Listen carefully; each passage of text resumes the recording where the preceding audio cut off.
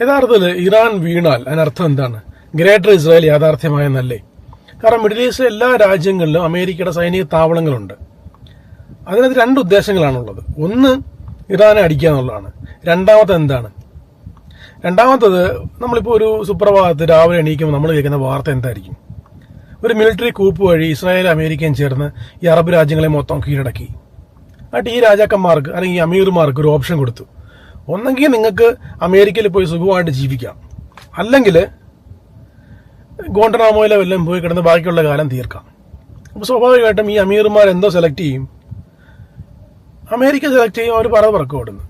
ജനങ്ങൾ കുറെ പ്രതിഷേധിക്കും. അവസാനം ഈ ഗസയിൽ കണ്ടതുപോലെ കൂട്ടക്കൊല ചെയ്യും, നശിക്കും. ഇതല്ലേ യാഥാർത്ഥ്യം?